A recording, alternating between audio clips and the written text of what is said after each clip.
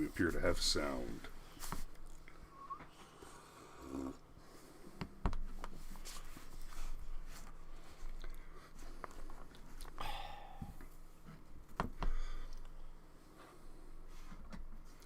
$7.29. That's close enough.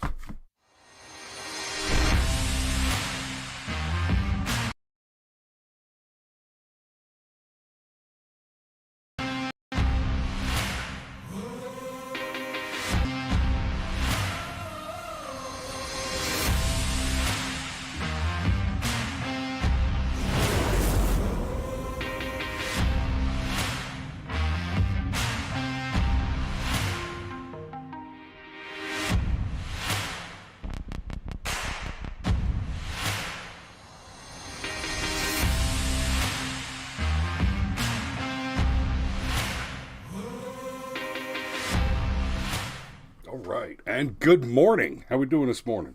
I'm fantastic. How are you doing this morning? Dude, Wyatt, I am rolling.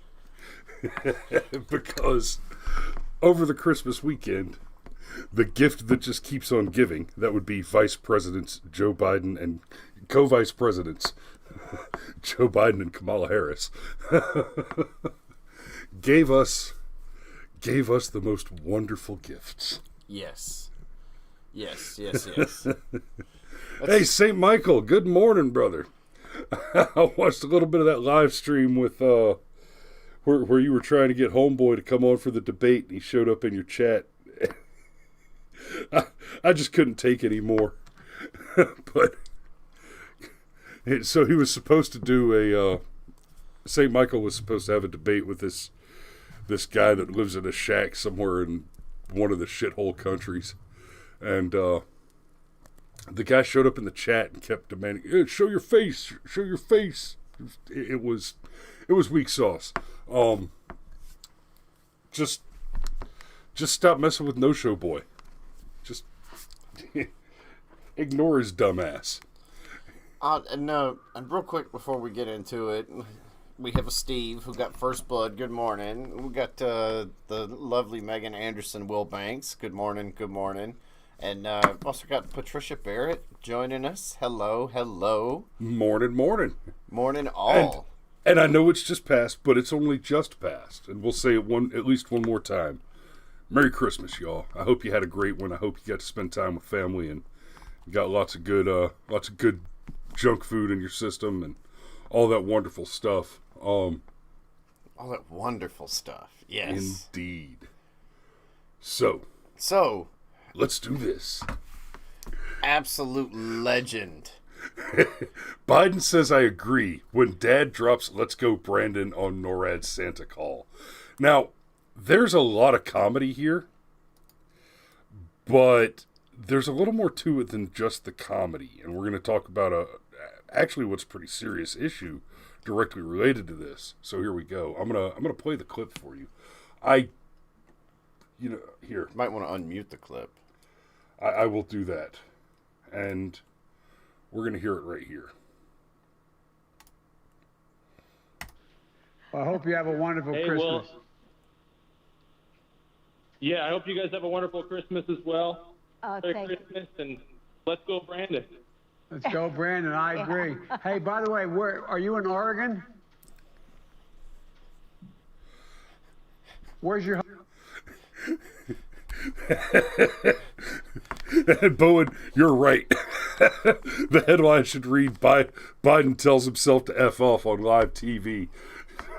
Let's go, Brandon. Man. Now we just need Kamala saying it, or any other Democrat. I bet you we can get it out of Joe Manchin. Oh, we did!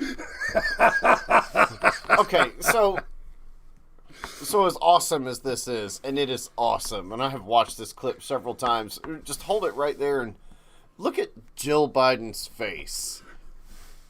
Yeah.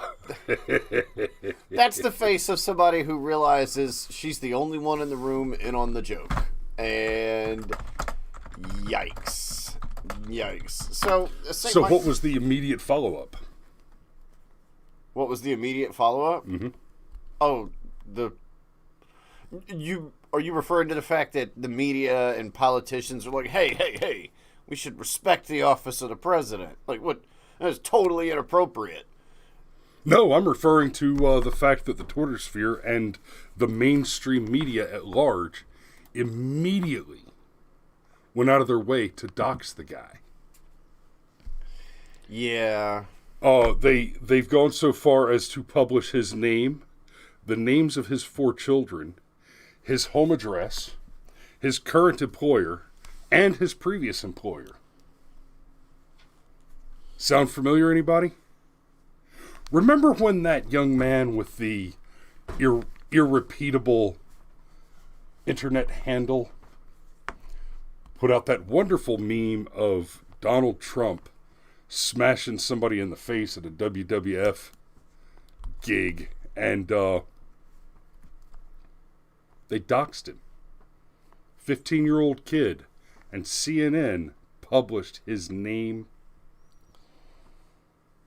published his handle, published identifying information, and threatened to publish his home address if he didn't comply with certain demands. Okay. Or, we can always go back to Spike Lee. The Spike Lee situation is an excellent example of why I say the thing that I'm about to say about doxing. Spike Lee published what he believed to be George Zimmerman's address on Twitter, with a call to action for the new Black Panthers explicitly, and a mob went to this address stating that their intent was to kill him. We'd be very clear about doxing, the act of doxing. Okay, it's one thing to steal someone's identity so you can rob them blind and put them in irreparable debt for the rest of eternity. That's horrible and should be punished by death. But why is it doing that? It's because you didn't put it on silent? I did. Anyway, going out there and taking a private person and publishing their physical location, their home address, their pertinent identifying details is always an act of attempted murder. You are making a call to action for the worst possible consequences. And I make that claim based on the obvious, irrefutable fact that there is someone out there who that information is likely to reach, who has the worst possible intentions, aligns with you ideologically, and you cannot reasonably be expected to be unaware of that reality if you are technologically literate enough to commit the act to begin with. Well, doxing is threatening. And even if we take the murder thing away, there's all the other problems that come with doxing. Rod said a little earlier in the chat, by the way, good morning, Rod. Good morning, Rose. Rod said earlier in the chat, doxing is that where they have 500 people call your place of work, denying work access to their work phone number, trying to get you fired. And yes, as a matter of fact, yes, indeed, that is one of the things that happens. It's not just... In particular, it's the act of publishing the number. It's the act of publishing the information to an enraged Twitter sphere that will do the things that you're describing there, Rod. So the crime itself of doxing is putting that information out there. It'd be no different. It's no different than if I were to take Cameron, for example, and publish, print flyers, just because you're right here and I know you, and I can't really dox you. We've doxed ourselves functionally. Yeah. True. I could take him, for example, and publish his location, his picture, his name, and all the pertinent identifying information, and just print it on a flyer that actually looked like an old-timey wanted poster and said, wanted dead or alive, deliver person or corpse to location X for X reward. And Rod, technically, doxing itself is kind of a muddy area legally, and technically it's not a crime on the books. But first thing they teach you in law school is crime is harm. Doxing always causes harm. Yeah, well, because of the world that we live in, where everything gets shared on Facebook and Twitter and YouTube and all of it, it's just, it is what it is. Once you dox somebody, you can make them toxic. Somebody could potentially have not even done anything wrong. Like, I don't know, Nick Sandman, for example. Yeah. Like, once that kid had his face splashed out everywhere, all over CNN and the interwebs and everything. Now, it didn't take guys like us very long to start finding longer cuts of that video and realize, we're not being told the whole story. We ourselves might not yet know the whole story, but it definitely appears that the narrative that the legacy media, the criminal media, pick a pejorative. The archaic media. The dying media. The media that wants to squash guys like us out of existence. The Dead Seas media. I wouldn't be surprised if we averaged the same number of viewers as Anderson Cooper. I mean, when you take away, doctors' offices and... Well, we certainly beat the average on his viewer IQ. But they want to get rid of guys like us because... so many reasons, okay? But Nick Sandman, for the rest of his life, is Nick Sandman. Going and getting a regular job for him, that's done. Yeah. So... Sunrays. Hell yeah, this is live. So, in other words, now he's stuck and deserves every penny that he's going to get from all these news organizations that, as I understand that whole Nick Sandman thing, all they would have had to have done is said, gosh, we're sorry, we take it back. And he would have got no money, right? He wouldn't have gotten any of that nuisance money that Brian Stelter talked about. Exactly. Super straight. Yeah, oh yeah, totally. Man. And donuts. All the donuts. But how do you support a guy who made an old lady carry buckets of water? I don't know what you're talking about. Man, I love Twitch viewers, but sometimes they confuse They're me. random. Anyhow, I'm not going to get sidetracked on that right this second. So, doxing this guy, okay? Here's how you can tell when you've done something effective, okay? It goes back to the left can't meme. And the left can't meme because their sense of humor has been stunted. And their sense of humor has been stunted kind of by necessity because there's a certain kernel of truth in all jokes. Jokes themselves don't have to be true, but the underlying theme of a joke has to be true. And in this case, a really effective prank or trolling or whatever works. Like, this would not have worked on Donald Trump, okay? If you'd tried to sneak in an Orange Man joke while Trump was on the phone, he would have caught it. And he would have called you out on it. But instead, Joe Biden is clearly out to lunch as are you from Oregon? Huh? Are you from Oregon? And the fact that he even says, I agree, let's go, Brandon. One of our, good grief. Look, just ignore the shithead from Twitch. Okay, this is somebody who's trying to derail the conversation, but is personally responsible for us paying more than $3 a gallon for gas, right? So we're not talking about a bright guy here. So we don't ban people here unless they try to sell me shit. But anyhow, we're doing a completely separate show, so you can keep shitting in my chat. All those every time you drop a link, every time you drop a comment in the chat, you're boosting my numbers. So I appreciate that, but we don't have time to derail and just I'm not going to spend my show looking up articles for your pleasure. We're doing the articles that we've already looked up. So, good luck, sweetheart. Anyhow, an effective trolling and everything. Okay, I can bring this back around. An effective trolling.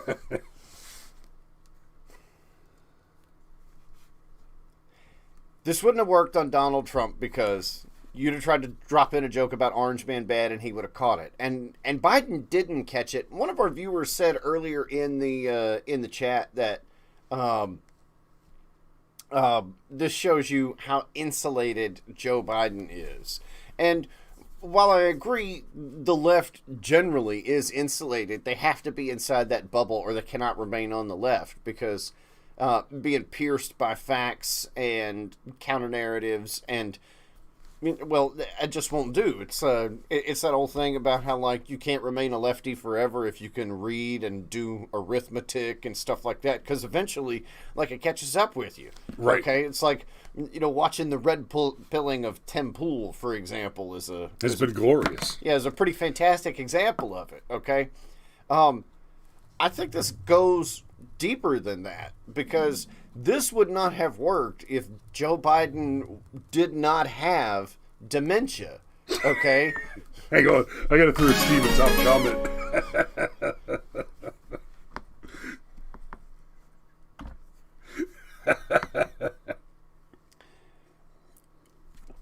But you're correct. The fact that he has dementia has made this whole thing go much more. We've tracked it much more into the realm of the amusement. Wow, Trump literally had an affair with Stormy Daniels. We know. Everybody knows. That's not news. Okay. Now you've got me for a minute. Because here's the funny bit. Nobody doubted that Trump had an affair with Stormy Daniels. Nobody doubted that. It was kind of baked in to begin with. But, you want to look something up, Sunshine? Stormy recanted her testimony on that. Stormy published multiple articles in multiple papers where she came out and said, I lied about the whole thing. None of us doubted that Donald stuck it in her. And then she came out and said, I lied about everything. So, the thing about carrying water at a golf course, I admit, I'd never heard that one before, but like the Trump derangement syndrome will send you to some strange places. So, let's move on to the next one because I think we've adequately handled the doxing issue. It's not just the doxing, okay? Like, I really wanted to hammer this home, and then we kept getting derailed. This was a fantastic trolling, and the reason why the left is so angry about it, saying we need to respect the office of the president, is this reveals on national television the thing that we've been saying for a couple of years now is, guys, Joe Biden's got dementia. It might still be early stages, but dude has dementia. He clearly forgets where he is from time to time. And, he's about to be in charge of the nuclear football, right? Like, it's, that is not a good thing, okay? And this guy revealed it on national television. No. It feels mean-spirited from a certain perspective because normally when you pick on somebody with dementia, that's a really mean thing to do. It's just normally when you pick on somebody with dementia, it's not because they're the president of the United States. Right. And, okay, yeah, I'm glad you mentioned the football. Oh, that was on purpose. Biden has dementia. I mean, that's undeniable. And throughout the campaign last year, we kept hearing early onset dementia, early onset dementia, early onset dementia. I kept saying, guys, it's not early onset when he's 80. Oh, he was 78. He was 80. Okay, it's early onset when you're in your 60s, maybe, right? But let's not forget that prior to this, we had Bill Clinton, who lost the football, or I'm sorry, he lost the biscuit twice.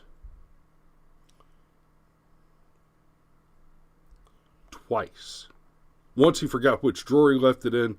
Once he left it in a suit that was taken to the dry cleaners. The biscuit is the RFID card that's used to unlock the football. And not unlike Biden's boy's laptop, he just left it with some civilians. That's the kind of people we're talking about. Yeah, and that is exactly the kind of people that we're talking about. And Sunrays, you know what? That's fine. I'd rather be trumped than Brandoned. Fine, I have been trumped. I'd support a guy that bangs... Okay, stop wasting your time on this cunt burger. Well, hold on. No. Stop wasting your time on this guy. All right. Please. We're moving on to... we're going to take a look at Kamala Harris. Says democracy is biggest national security threat in a CBS interview. And we're going to play this one, too. Not the whole thing. It's a minute 16. All we need is the top. What do you see as the biggest national security challenge confronting the U.S.? What is the thing that worries you and keeps you up at night? Frankly, one of them is our democracy. And that I can talk about because that's not classified.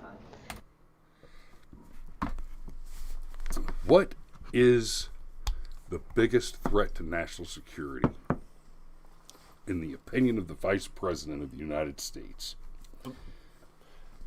Believe it or not, I was going to springboard into this using the troll and making a good joke. It wasn't going to be a waste of time. Okay, go for it. The moment has passed.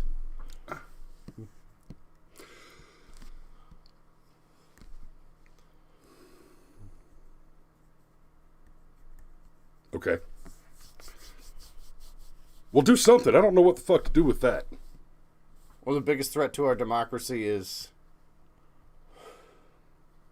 Actually, let me take the radical take.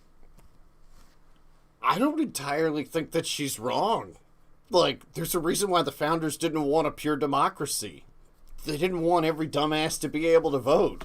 It's like, there's this concept called tyranny of the majority, and it's totally okay to do just, like, absolutely awful shit. Hey, look, we had a vote. The majority voted and said, guess what? We're allowed to do the awful thing. We've got the authority. And there's a reason why we are a republic. And now, obviously, what Kamala Harris did was kind of back into this point accidentally, right? Like, she didn't mean to go deep into philosophy here or anything like that. And to be fair, yeah, because I mean, it's Kamala. She doesn't go in deep into anything. Things go deep into her. Things go deep into her. That is correct. Like Willie Brown. So, anyway, you were saying Vice President Spit Roast meant... To be fair, though, she probably meant some virtue signaling point about how she's worried that our democracy is in trouble. Not that the democracy itself is actually a bad thing. Now, I'm going to take it a step further and say that pure democracy is, in fact, actually a bad thing. But I mean, just to be fair, totally transparent, she's not the brightest person. The things that she is skilled at doing with her mouth are not necessarily speaking, okay? So, this is probably just a word whisker, but God, it's funny. It's the biggest threat to our national security. My democracy. I mean... Freudian slip.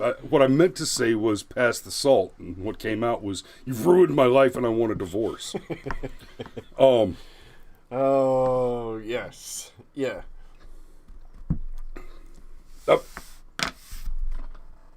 And this is probably a Democrat frontrunner in 2024?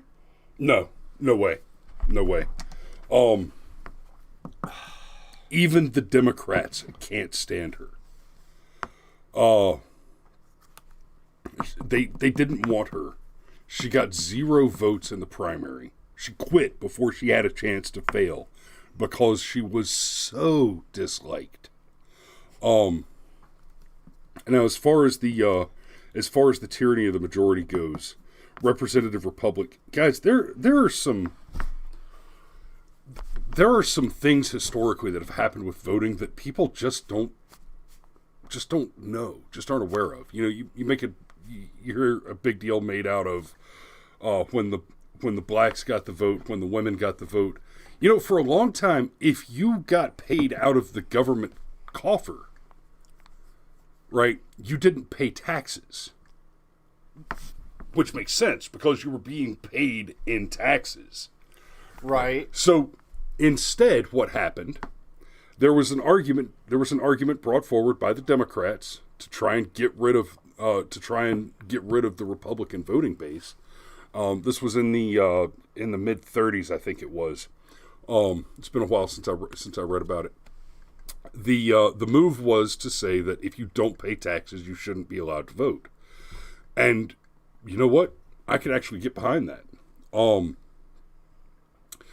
And the solution was, okay, fine. Well, then we'll just start making soldiers pay taxes and pretend like it's not just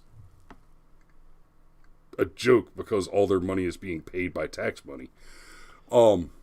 Which, there you go, Army guys. That's why you pay taxes on your tax money revenue that's paid. Because well, Democrats if there's anybody are bad at that math. should be allowed to vote, it's people in the Army. Like the original social contract, the reason why there was the vote in the way that we understand it is because men signed up for the draft. And it was like, well, hey, you know, we're going to force you to sign up for the draft, so we're going to allow you to vote. It was sort of understood if you voted wrong, found yourself in war, it was you and your sons that were going to go fight that war. Yep. So yeah, but man, that's kind of blowing my mind a little bit. Like the whole reason the Army pays taxes is so that there's no more question And the about rest their of the public ability to servants. vote. And the rest of the public servants. Yeah, well, I mean, Police and... But yeah, obviously the reason the Army's more important there is because the rest of the public servants vote Democrat. You know, like the police unions.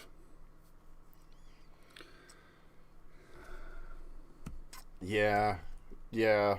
There's You got about 50% of cops. You know, the cops are split about 50-50 on the vote, but the police unions are basically like any other union. Well, let's go, Brandon. Indeed. So, just to kind of tee it up, originally we were going to split our focus this morning between the Jack Murphy Cuck article in this and call it all about self-own. Yeah, but I read that article and it's gonna need some treatment. Yeah, the whole show tomorrow might just be about that article and masculinity in general because, damn. Yeah. I mean, damn. Because, woo, it's there's some weird stuff there. And if you want a little homework, look up the Streisand effect because, boy. Yeah, if you're not already familiar with the Streisand effect, that is going to be part of the conversation tomorrow. So, I think that's the show for today. And, yeah, y'all be safe out there, and we'll see you tomorrow.